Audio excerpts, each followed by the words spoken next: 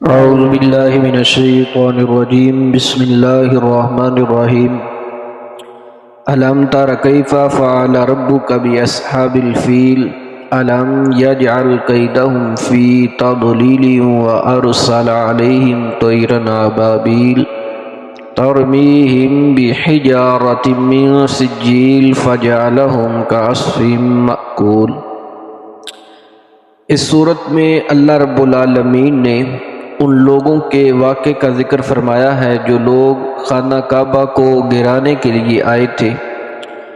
اس کا خلاصہ کچھ اس طرح ہے، فرمایا الم تر کیف فعل ربک باصحاب الفیل، اے محبوب کیا تم نے نہ دیکھا کہ تمہارے رب نے ان ہاتھی والوں کا کیا حال کیا۔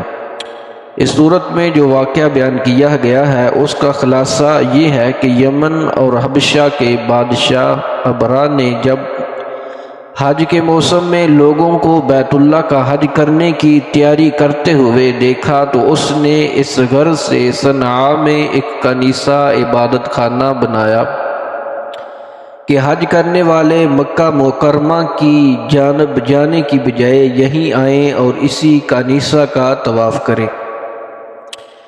عرب کے لوگوں کو یہ بات بہت ناگوار گزری اور قبیلہ بنو کنانہ کے ایک شخص نے موقع پا کر اس کنیسہ میں قضائے حاجت کی اور اس کو نجاست سے آلودہ کر دیا۔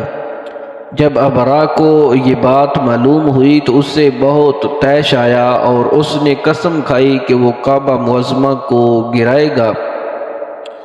چنانچہ وہ اس ارادے سے اپنا لشکر لے کر چلا۔ اس لشکر میں بہت سے ہاتھی بھی تھے اور ان کا پیش روا ایک بڑے جسم والا بڑا ہاتھی تھا جس کا نام محمود تھا۔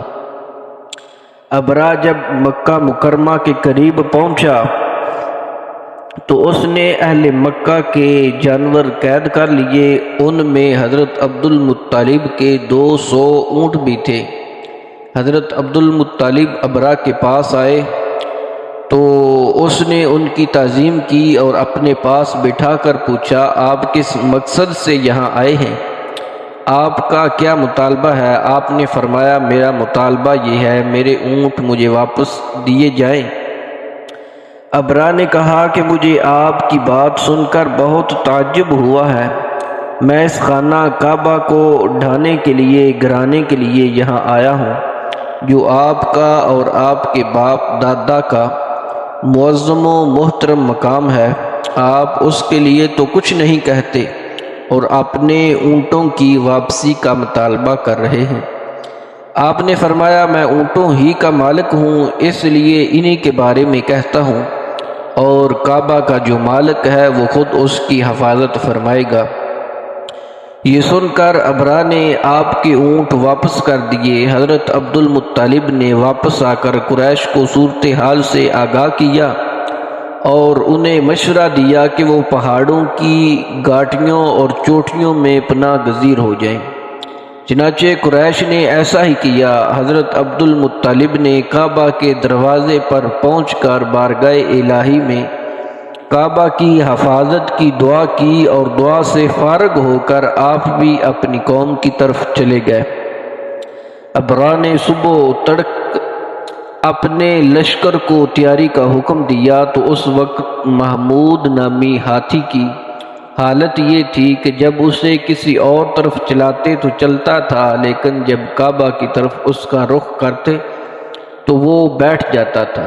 اللہ تعالیٰ نے ابرا کے لشکر پر سمندر کی جانب سے پرندوں کی فوجیں بھیجیں اور ان میں سے ہر ایک پرندے کے پاس 3 کنکریاں تھیں، 2 دونوں پاؤں میں اور ایک چونچ میں تھی۔ وہ پرندے آئے اور کنکریاں جو پتھر ان کی چونچ اور پنجوں میں تھے انہیں مارنے لگے۔ چنانچہ جس شخص پر وہ پرندہ سنگ ریزہ چھوڑتا تھا وہ سنگ ریزہ اس کے خود کو توڑ کر سر سے نکلتا ہوا اس کی مقد سے اور جسم کو چیرتا رہا اور ہاتھی سے بھی گزر جاتا، زمین پر پہنچ جاتا اور ہر سنگ ریزے پر اس شخص کا نام لکھا ہوا تھا جس سنگریزے سے اسے ہلاک کیا گیا۔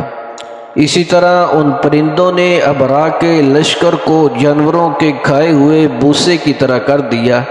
جس سال یہ واقعہ رونما ہوا اسی سال سرکار دو عالم نور مجسم صلی اللہ علیہ وآلہ وسلم کی ولادت بسعادت ہوئی۔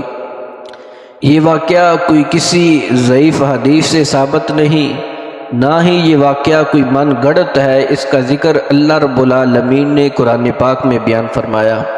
اور جس سال یہ واقعہ ہوا اسی سال حضور نبی رحمت صلی اللہ علیہ وآلہ وسلم کی ولادت ہوئی، اور اس کے 40 سال بعد پھر حضور نبی رحمت صلی اللہ علیہ وآلہ وسلم نے اعلان نبوت فرمایا۔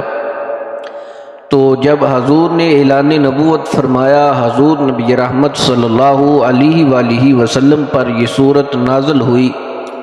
حضور نے لوگوں میں اعلان فرمایا اور اس واقعے کا ذکر فرمایا جو حضور کی ولادت سے پہلے ہوا ہے، اور اگر یہ واقعہ صحیح نہ ہوتا، اگر یہ من گڑت ہوتا، تو اس وقت جو کفار و مشرکین تھے، جو حضور کے مخالفین تھے، جو حضور کے دشمن تھے، وہ یقیناً اس کو جھٹلاتے اور اس کا انکار کرتے۔ جب انہوں نے اس کا انکار نہیں کیا اور اللہ رب العالمین نے بھی اس واقعے کا ذکر کیا ہے، تو پتہ کیا چلا کہ یہ واقعہ حق اور سچ ہے۔